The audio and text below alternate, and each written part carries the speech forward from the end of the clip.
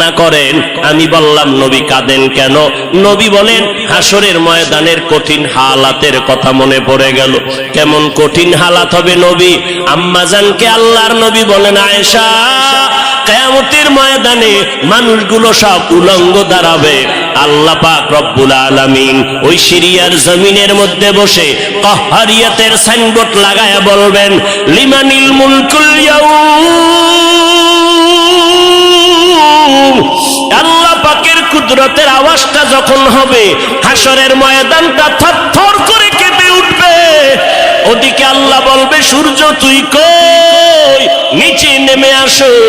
আম্মা জান আয়েশাকে নবী বলেন, ও আয়েশা, ওই হাসরের ময়দানে সূর্যটা যখন নিচে নেমে আসবে, সূর্যের গরমে মাটির জমিনটা পুড়ে হবে তামা। ওই সময় এমন ভয়ঙ্কর অবস্থা, অপরদিকে জাহান্নামের আওয়াজ। জাহান্নাম বলবে, ও দয়ার মালিক, গুনাহগার গুলো আমার পেটের ভেতরে দাও, আমার পেটে ক্ষুধা লাগছে, তাড়াতাড়ি গুনাহগার গুলো দাও। আল্লাহর নবী বলে, আয়েশা, ওই হাসরের ময়দানে যেই নবীদের কোনো গুনাহ নাই, একজন নবীরও কোনো অপরাধ নাই, কিন্তু সেই নবীরা হাসরের ময়দানের ভয়ঙ্কর হালাত দেখিয়া উম্মতেরে ভুলে যাবে, নিজেদেরকে বাঁচানোর জন্য হাউমাউ করে কাঁদবেন আর নাফসি নাফসি নাফসি বলে কাঁদবেন। মুসা নবী উম্মতেরে ভুলিয়া নিজেকে বাঁচানোর কান্না করবেন, আদম নবী কান্না করবেন নাফসি বলে। আম্মা জান আয়েশা বলেন, নবী, ওই হাসরের ময়দানে আপনি কি করবেন? মায়ার নবী কাঁদেন আর বলেন, আয়েশা, ওই কঠিন সময় আমি মাওলার কাছে সিজদায় পড়ে কাঁদবো। ওই সময় আমি আমার নিজের জন্য চিন্তা করব না, আমি কেঁদে কেঁদে বলবো, আমার উম্মত গুলো কই? ও আল্লাহ, আমার উম্মত গুলো জান্নাতে দাও। একটা উম্মত জাহান্নামে গেলে আমি মুহাম্মদ জান্নাতে যাব না রে আল্লাহ। ও নবীর আশিকের দল, ওই আল্লাহর নবীর কথা মিথ্যা মনে করিও না রে বাবা। আমার নবী 63 বছরের জীবনে একটা মিথ্যা কথা বলেন না রে নবীর আশিক। কেন তুমি আজকে নবীর তরিকা মতো চলো না? চাকরিও যাবে না, লেখাপড়াও যাবে না, ডাক্তারি পড়ো, ইঞ্জিনিয়ারিং পড়ো, প্রফেসর হও, কিন্তু নবীর তরিকার মালাটা গলায় লাগাও। মা বাবার দোয়া নিয়ে সামনে আগাও, কারণ মা বাবার চোখের পানি সারা জমিনের মধ্যে আর কারো দোয়ায় আগানো যায় না। আজকে মা বাবার চোখের পানিতে চেয়ারে বসলাম, তুমি টাকা পয়সা বাড়ি গাড়ির মালিক, মা বাবার চোখের পানির কারণে পরীক্ষায় ভালো নাম্বার পেয়েছো মা বাবার দোয়ার কারণে। ওই মা বাবার দোয়া নিয়ে তওবা করো আর নবীর সুন্নতের মালা গলায় লাগাও, উলামায়ে আহলে হকের পরামর্শ নিয়ে আগাও। কারণ গুনাহগার হইয়া কবরে গেলে উপায় নাই, গুনাহগার হইয়া হাসরের ময়দানে দাঁড়াইলে উপায় নাই। ওসমান রাদিয়াল্লাহু তাআলা আনহু কবরের কিনারা দিয়ে গেলে হাউমাউ করে কান্না করতেন। ওমরে ফারুক দরজা লাগায় কান্না করেন, কবরে কেমনে একা থাকবো? আমি গুনাহগার হয়ে যদি ধরা পড়ে যাই, আল্লাহর কাছে আমার উপায় নাই। আবু বকর নামাজে দাঁড়ায় কাঁদেন, হাসরের ময়দানে যদি আল্লাহ আমার আমল পছন্দ না করেন, সাথে সাথে অর্ডার হয়ে যাবে, জাহান্নামের হ্যান্ডকাফ হাতের মধ্যে লাগায় দাও। ওই সময় জাহান্নামের আগুনের তাপে পেটের নাড়ি ভুঁড়িগুলো পায়খানার রাস্তা দিয়ে পড়তে থাকবে। ওই জাহান্নামের আযাব একটা সেকেন্ডের জন্য সহ্য করার ক্ষমতা কারো হবে না। এই রবিউল আউয়াল থেকে তওবা করো রে বাবা। ও যুবক, ও বৃদ্ধ বাবাজি, পর্দার আড়ালের আম্মা জানেরা, আল্লাহর দরবারে তওবা করেন। আজকে আমি বক্তা, আপনারা শ্রোতা, এই পরিচয় কিন্তু মরণকালে কোনোটাই থাকবে না রে বাবা। সাদা কাপড়ের প্যাকেটটা যখন হয়ে যাবে, কে আলেম, কে মূর্খ, কে ধনী, কে গরিব, কে ছাত্র, কে শিক্ষক, কোনো ভেদাভেদ থাকবে না। ওই সাদা কাপড়ের প্যাকেট বানাইয়া অন্ধকার কবরে রেখে সবাই চলে যাবে। ওই কবরে 3টা প্রশ্ন আমাকেও করা হবে, আপনাকেও করা হবে। জবাব যদি দিতে না পারি, মদিনার নবী বলেন সাথে সাথে কবরের সাথে জাহান্নামের দরজা খুলে যাবে। ও আল্লাহর বান্দারা, আজকে দুনিয়াতে সূর্যের গরম সহ্য করতে পারি না, জাহান্নামের আগুন কেমন সহ্য করবা? আল্লাহর কাছে দিল খুলিয়া বলো, অন্তর দিয়া বলো, হে মালিক, এই ময়দানে আমার মতো গুনাহগার কেউ নাই, গুনার কারণে আমার হাত না পাক, চোখ না পাক, অন্তর না পাক। ও আল্লাহ, তুমি আমাকে মাফ করে দাও আল্লাহ। ও আল্লাহ, নবীর চিনতে পারি না, নবীর সুন্নতের মালা গলায় লাগাইতে পারি না রে আল্লাহ। মানুষ কত সম্মান করে, হুজুর বলিয়া সম্মান করে, কত বুড়া বুড়া মানুষ পানির বোতল নিয়ে এসে কয় হুজুর পানিতে দম করেন, আমার ঘরে অসুস্থ রোগী পড়ে আছে। কত বিশ্বাস নিয়ে আসলো যে আমার পানি পড়ার কারণে অসুস্থ রোগীটা সুস্থ হয়ে যাবে, কিন্তু ওই লোকটা জানেন আমি কত বড় গুনাহগার। আমার গুনার খবর যদি জানতো, কেউ আমার কাছে এসে পানির জন্য দাঁড়ায় থাকতো না রে আল্লাহ। ও আল্লাহ, আপনি জানেন আমি কত বড় অপরাধী, আমার গুনার খবর আমার মা বাবা ভাই বোনেরা কেউ জানে না, আপনি জানেন রে আল্লাহ। জানার পরেও তো রাগ করিয়া পানি বন্ধ করেন নাই, বাতাস বন্ধ করেন নাই। আজকে এই ময়দানের মধ্যে মনে হয় আমার মতো গুনাহগার কেউ নাই।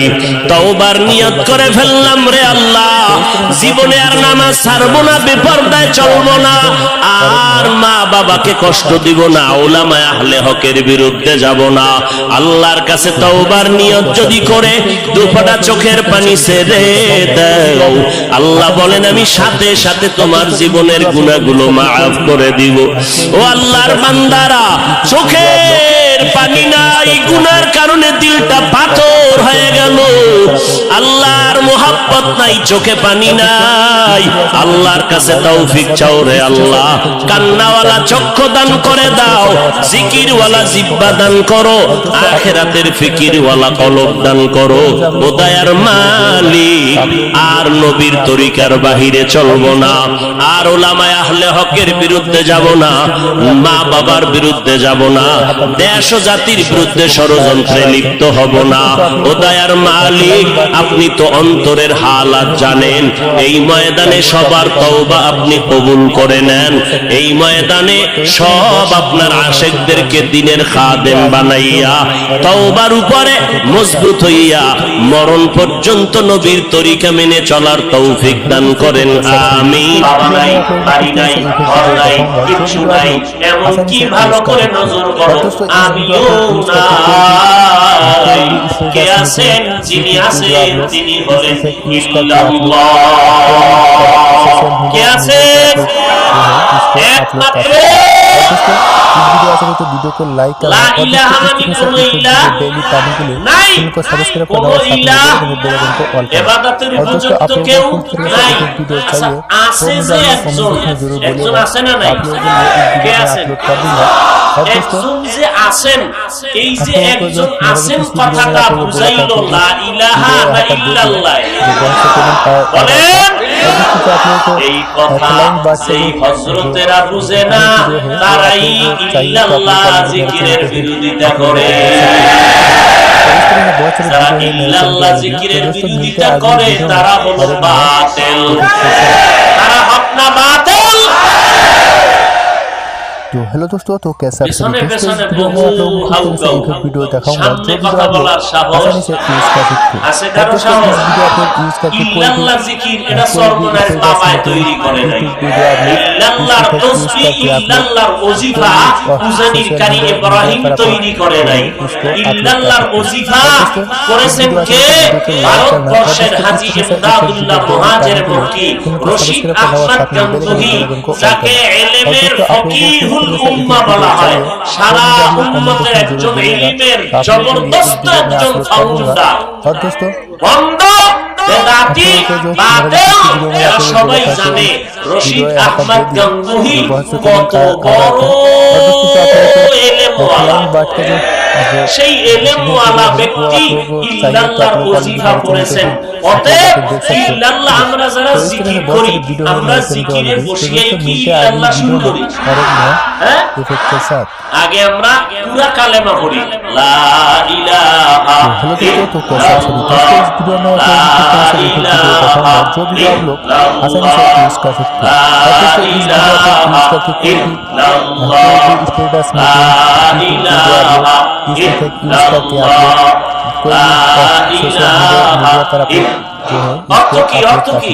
और दोस्तों इस वीडियो आशा तो वीडियो को लाइक करना और दोस्तों इस तरह से डेली पानी को सब्सक्राइब करना और बेल आइकन को ऑन करना।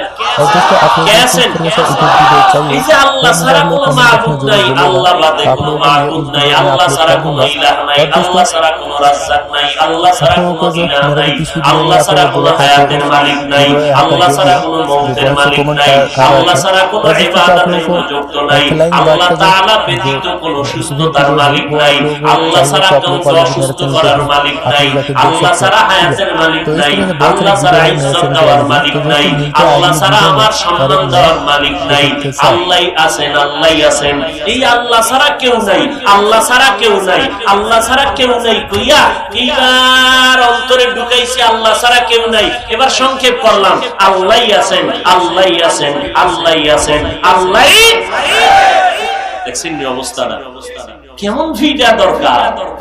এতক্ষণ বলছি আল্লাহ ছাড়া কোনো মাবুদ নাই, আল্লাহ ছাড়া কোনো, এখন বললাম যে আল্লাহ ছাড়া কেউ নাই, কেউ নাই, কেউ নাই, আল্লাহ ছাড়া কেউ নাই।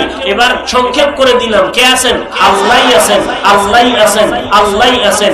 ইল্লাল্লাহ, ইল্লাল্লাহ, ইল্লাল্লাহ, ইল্লাল্লাহ, ইল্লাল্লাহ, ইল্লাল্লাহ, ইল্লাল্লাহ, ইল্লাল্লাহ, ইল্লাল্লাহ, ইল্লাল্লাহ, ইল্লাল্লাহ, ইল্লাল্লাহ, ইল্লাল্লাহ, ইল্লাল্লাহ, ইল্লাল্লাহ, ইল্লাল্লাহ, ইল্লাল্লাহ, ইল্লাল্লাহ, ইল্লাল্লাহ। কে আছেন? কে আছেন?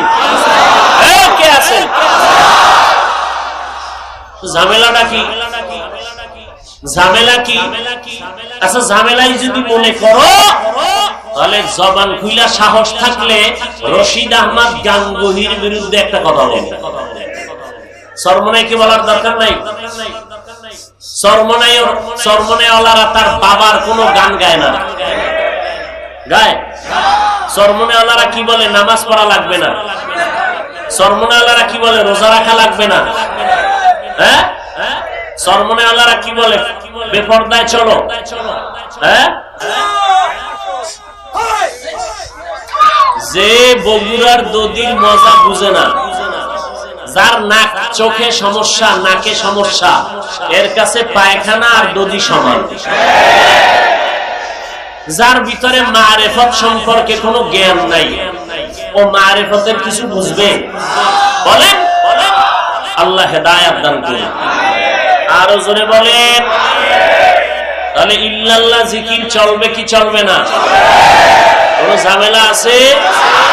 আমাদের মধ্যে ঝামেলা নাই। ঝামেলা যারা বিরোধিতা করে তাদের